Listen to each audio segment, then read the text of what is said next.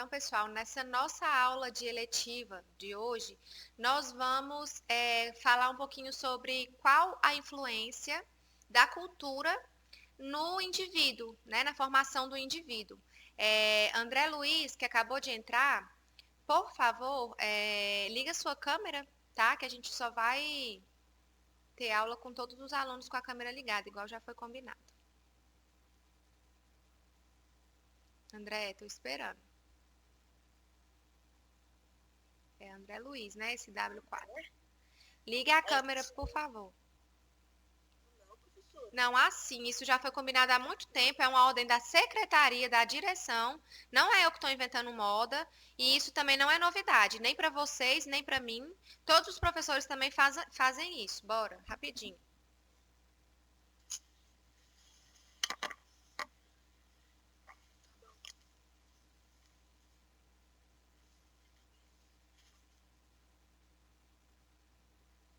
Isso, muito bem. Olha só, vai morrer porque tá mostrando a carinha aí?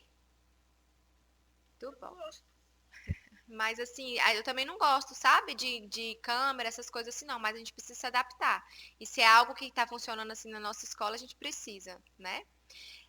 Como eu acabei de mostrar para os alunos, ó, vou te mostrar aí, ó. Eu fico vendo vocês, o rostinho de vocês, tá vendo? Então não adianta desligar a câmera daqui a pouquinho, não.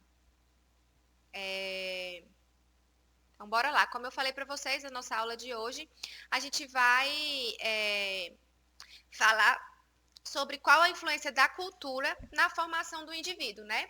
Nossa eletiva, o tema dela é Brasil, mostra sua cara, onde a gente fala sobre toda a formação, né, cultural no Brasil. A gente já viu em outras aulas o que era cultura, né, quais são os seus conceitos, e aí a partir de hoje a gente vai falar um pouquinho sobre essa influência da cultura, e na aula de hoje a gente vai falar na formação do indivíduo, tá? Para a gente falar sobre essa influência da cultura na formação do indivíduo, a gente vai separar as nossas aulas em 4 partes, tá? A primeira a gente vai falar sobre a cultura e a identidade pessoal. A segunda a gente vai falar sobre a cultura e a identidade social. A terceira, nós vamos falar sobre a cultura como ponte entre gerações e estratos sociais. E a quarta parte, a gente vai falar sobre a cultura como terapia e a cultura como resgate da cidadania, tá? Cada parte dessas vai ser uma aula separada, uma aula à parte. Na aula de hoje, a gente vai falar apenas sobre a cultura e a identidade pessoal. Qual é a importância e a influência da cultura na nossa identidade pessoal, tá?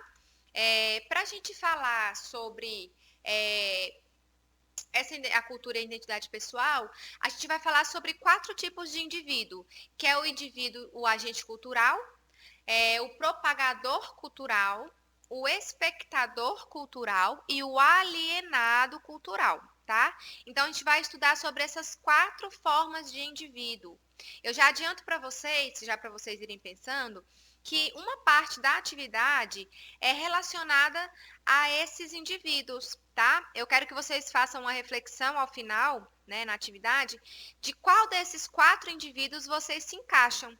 Então, já estou dando essa dica para vocês já irem prestando atenção quando eu for explicando um por um, para vocês já irem identificando onde que você se encaixa melhor, tá? Então, vamos lá. Para a gente dar início, né, a essa identidade pessoal, a falar um pouquinho sobre esses indivíduos, eu começo perguntando, fazendo essa seguinte pergunta: quem sou eu, né? E aí fica aí a reflexão para vocês irem pensando também, enquanto eu vou explicando para vocês. Quem sou eu? Quem é você? Né? A identidade, ela alicerça-se em capacidades e em valores, no que somos capazes de compreender do mundo e no significado que damos a nossas vidas. Entenda a seguir 4 processos de como a cultura influi na identidade personalizando a atuação individual, tá? Então a gente vai falar um pouquinho sobre esses 4. Em primeiro lugar, a gente tem o agente cultural. Quem que é esse indivíduo do agente cultural? Ele é o artista, tá? Seja ele escritor, pintor, cantor, compositor e também o esportista, né? Ele se sente alguém, tá? Então, o agente cultural, ele é um artista, tá? Tanto escritor como pintor, enfim. Esse agente cultural, ele é alguém que é respeitado pelo que é capaz de realizar e na velhice, mesmo se incapaz de criar por limitações decorrentes da idade, como mãos trêmulas, declínio da voz, fraqueza muscular, etc., é repetidas vezes solicitado a transmitir as suas vivências aos mais jovens, tá? Dessa forma, o indivíduo sente-se útil e é gratificante recordar as glórias passadas, sentindo que contribui ainda para estimular e incentivar o ideal de uma vida. Tá? Então, esse é o agente cultural, o primeiro indivíduo que nós vamos falar hoje. Tá? Para resumir, esse agente cultural ele é o artista, ele é o que cria, né, aquela arte, aquela cultura, tá? E mesmo depois, quando ele fica velho, mesmo ele já não tendo as mesmas habilidades, ele muitas vezes é solicitado para poder repassar as suas vivências, transmitir as suas vivências aos mais jovens. Então, esse é o agente cultural, tá? Depois do agente cultural, a gente tem o propagador cultural, né? O indivíduo que ele é classificado como propagador cultural. Quem que são esses indivíduos, né? Há indivíduos que não criam, mas apreciam o belo, dedicando suas vidas a promover cultura. Assim, diz que o crítico literário é um ator frustrado. Aforismo que pode ser entendido aos comentaristas de artes e de esportes, bem como as demais atividades críticas. Os mecenas são outra categoria de pessoas que extraem prazer estético da arte, que promovem e não são capazes de criar. Então, o propagador cultural é alguém que não cria, mas que é um extremo admirador da cultura, né, das artes, enfim, e ele promove essa cultura de diversas maneiras, tá? Pode ser comercializando a arte, vendendo ou comprando produtos culturais, pode ser algum tipo de profissional, como um jornalista ou alguém desse tipo da mídia que promove aquela cultura, né? Então, esse é o propagador cultural, aquele que propaga a cultura, tá? Aí aqui no segundo parágrafo diz assim, ó: há que citar os que comercializam a arte, vendendo ou comprando os produtos culturais. Grupo hoje em dia acrescido dos profissionais da mídia, com o poder de promover no mercado o que lhe convém, a revelia da qualidade. Assim, agentes culturais diversos dão significado às suas vidas, organizando, promovendo e divulgando eventos diários. Deixa eu só ver aqui se tem alguém querendo entrar. Não. Promovendo eventos diários, tá? Então, esse daqui é as características do propagador cultural, tá? Vamos lá. Depois a gente tem o espectador cultural, né? Que é o terceiro indivíduo da nossa categoria que a gente tá entendendo agora, tá? Há aquele que não cria e nem promove, e que, no entanto, aprecia intensamente a arte. Indivíduos assim identificam-se para si e organizam-se em fã-clubes, cuja penetração varia desde o bate-papo informal com os amigos até a distribuição de zines e elaboração de congressos ou entidades mais ou menos sofisticadas, com a finalidade de admirar e cultuar o ídolo. Tá? Então, o espectador cultural, ele já é alguém que não cria, não cria a cultura e nem promove a cultura, mas ele assiste, né? Ele fica apreciando a cultura, tá? Tudo que é considerado cultura, né? Que ele aprecia. Esses espectadores culturais, algumas vezes eles são encaixados em fã-clubes, né? Como eu acabei de ler para vocês.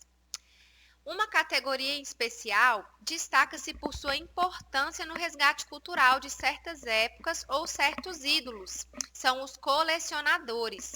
O prazer de colecionar começa pela identificação com o ídolo, passa pelo orgulho de possuir objetos raros e culmina na satisfação de deter e divulgar conhecimento.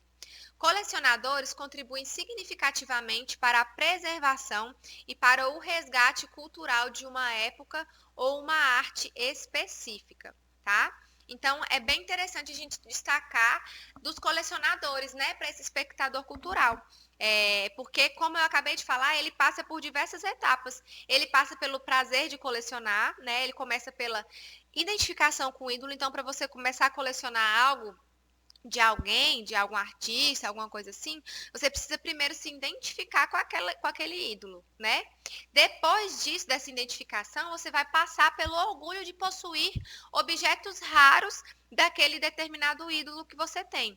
Ídolo, no caso, ele pode ser alguém, algum personagem, mas ele também pode ser algum objeto, né, algum filme, enfim. Ele não precisa ter um ídolo pessoa específico. Ele pode utilizar várias coisas como ídolo. Talvez se você coleciona alguma coisa, você tenha aquilo como ídolo, nem que seja um cartão. Tá? Aquele cartão que você coleciona, ele pode ser chamado de um ídolo que você tem, porque você admira aquilo e por esse motivo você coleciona.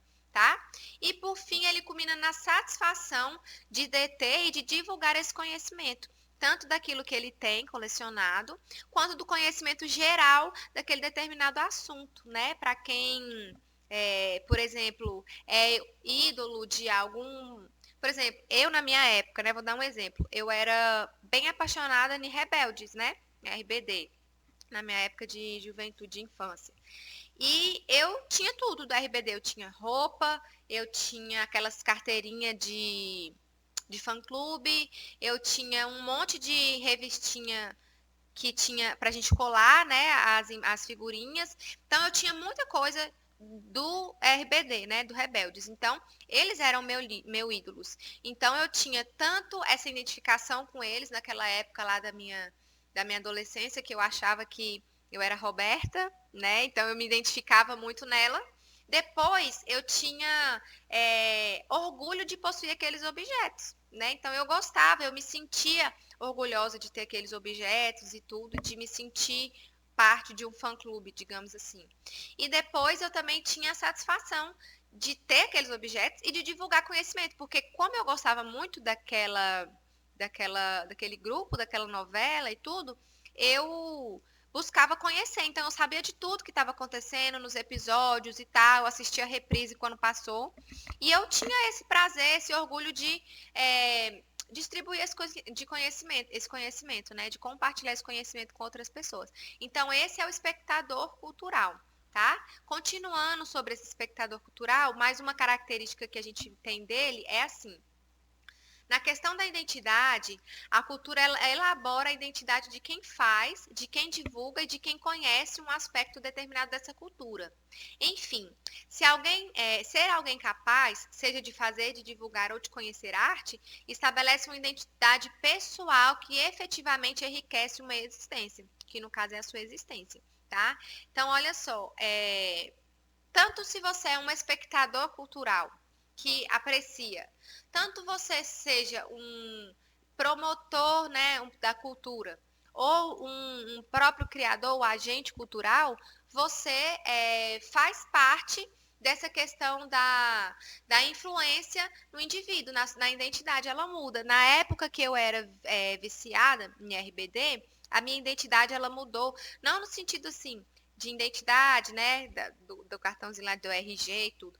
Mudou no sentido da minha postura, de como eu agia, de como eu pensava, de como eu me vestia.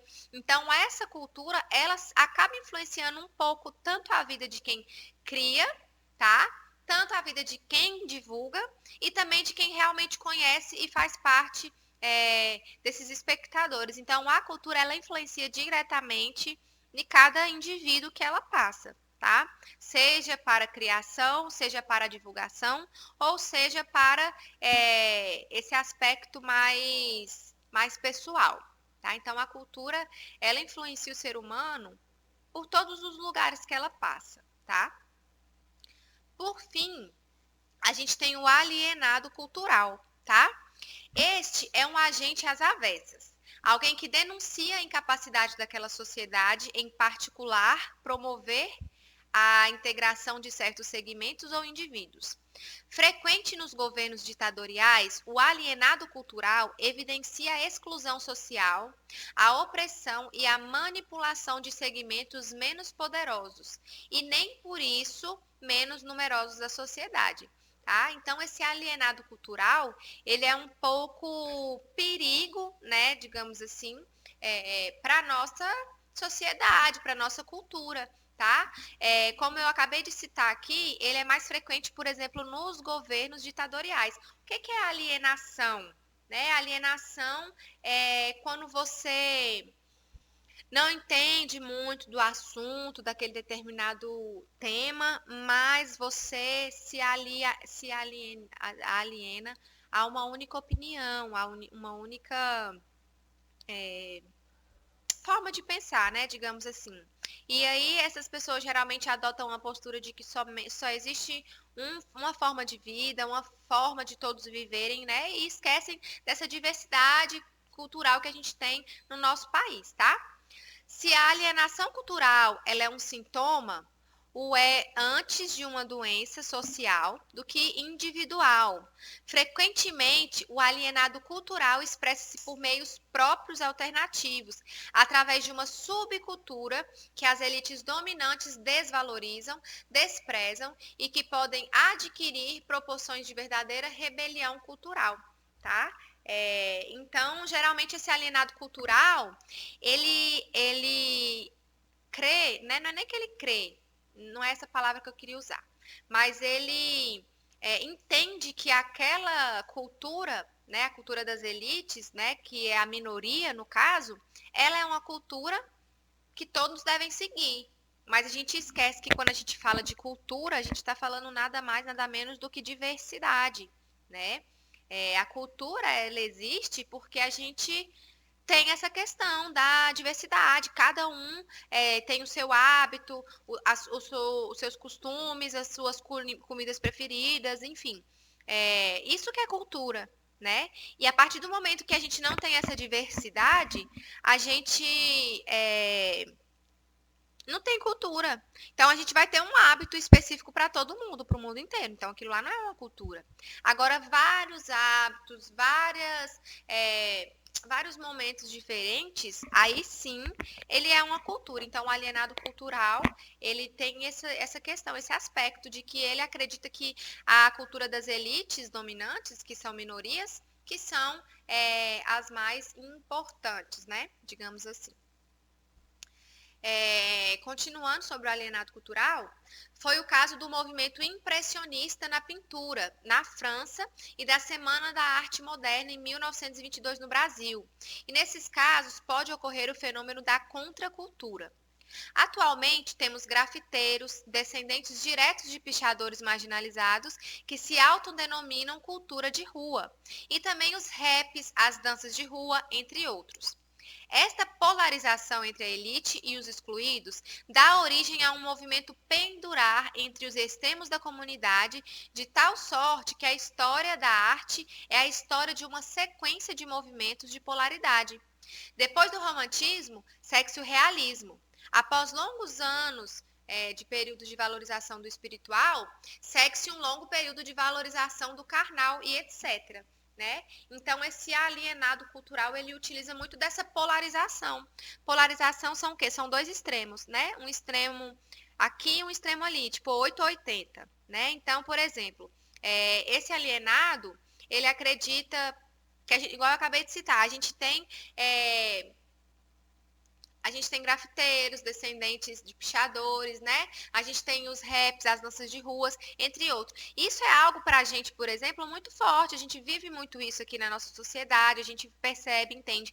Mas em algumas outras cidades maiores, existe essa polarização, essa segregação entre a elite e a população inferior, né? Então, essas questões de polarização do 8 ou 80 acaba gerando alguns fenômenos, como no caso da contracultura, né? Porque lá, igual eu acabei de falar, lá na época que teve a Semana da Arte Moderna aqui no Brasil, eles tinham um padrãozinho de arte, para eles aquilo que era arte, né? Mas eles esqueceram que os grafiteiros, o grafite também é arte, né? Que o rap, que não é aquela dança toda bonita, né? O rap não. Como é que é o nome, gente? Da dança. Não, hip hop também é um estilo musical. Da dança, que dança no hip hop, essas coisas, tem um nome, não tem? Ah, agora esqueci. Não, isso aí também é estilo musical. Que a galera dança de cabeça pra baixo, no chão e tal, que eles dançam hip hop. Gente, tem um nome dessa dança, eu esqueci agora.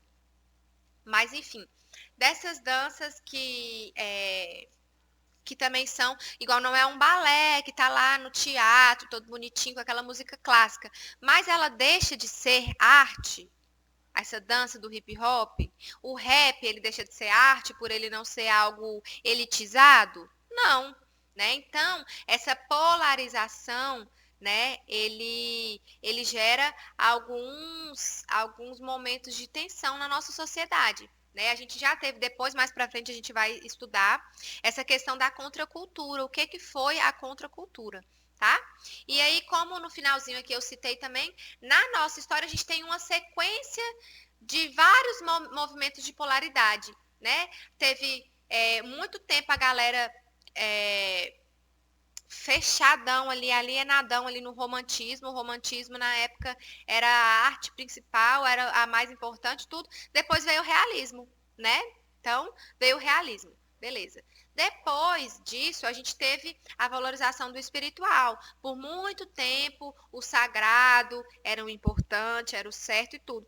Hoje em dia, por exemplo, a gente já vê mais uma galera indo mais pro lado do carnal, né? Tipo assim, de fazer as suas vontades, enfim, tá? Então é muito importante a gente entender essa questão do alienado cultural, da alienação cultural, tá? Alguém aqui tem alguma dúvida relacionado ao que eu acabei de explicar sobre esses 4 indivíduos? Não, pessoal? Então, eu vou explicar para vocês a atividade e eu volto para a gente continuar, para eu conversar com vocês mais um pouquinho, tá? E fazer algumas perguntas para vocês. Vou fazer algumas perguntas. Então, aqui, né, eu estou perguntando se vocês estão prontos para começar, porque nós vamos para a nossa atividade, tá? Então, olha só qual é a atividade da semana. Primeiramente, eu quero que você reflita qual desses tipos de indivíduos citados anteriormente você se enquadra. Né? Eu citei 4, que é o agente cultural, o promotor cultural, qualquer outro? Quem? Galera. Rian, Eduarda, Guilherme. Tô dando aula sozinha, gente? É com a... Hã?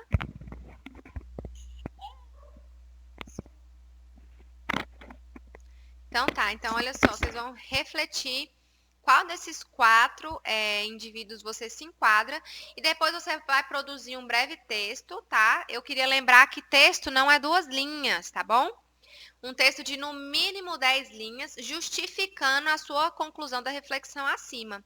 Por que você se enquadra no agente cultural? Por que você se enquadra no promotor cultural? Por que você se encaixa no alienado cultural? E você vai justificar e vai escrever para mim um texto de no mínimo 10 linhas. Pode ser 15, 20? Pode, não tem problema, mas eu quero no mínimo 10 linhas. Não adianta escrever para mim com a letra gigante. Não adianta escrever para mim só metade assim da linha sem até o final. Tá? Eu quero atividade bem feita. Não vou aceitar atividade mal feita, porca, tá? Como vocês viram, eu fiquei um tempão preparando essa aulinha para vocês. Por mais que seja simples, por mais que vocês falem, trem sem graça, professor, você ficou um tempão fazendo isso? Fiquei, tá? E ficaria de novo quantas vezes for necessário. Oi? Pode fazer no caderno, professor? É no caderno que é para fazer, tá bom? Então, você vai fazer no caderno e vai me entregar a devolutiva.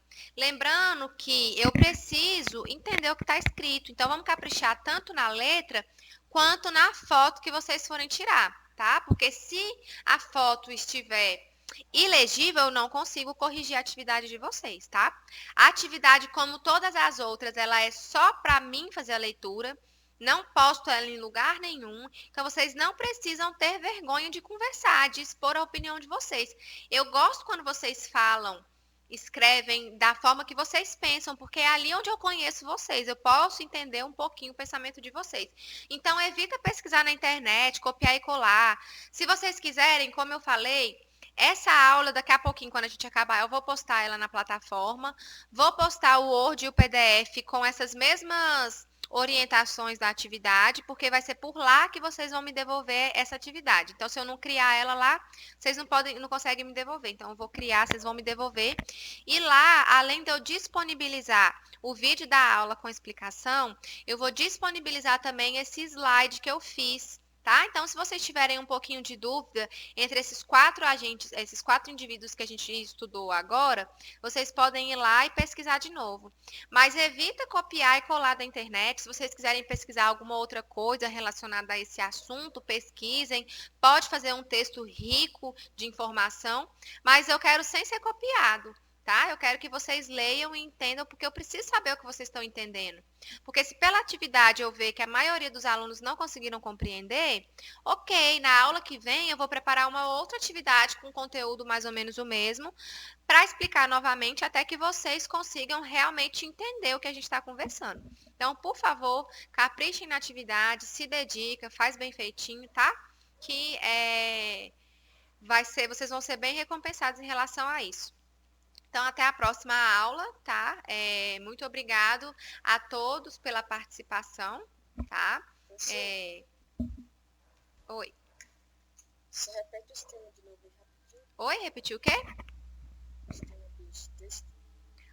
O tema dos textos? Não, então, assim, você vai escolher qual é o que você faz, né? Ou o agente cultural, ou o propagador cultural, ou o espectador cultural, ou o alienado cultural. Então, você vai ver um desses 3, tá? Desses 3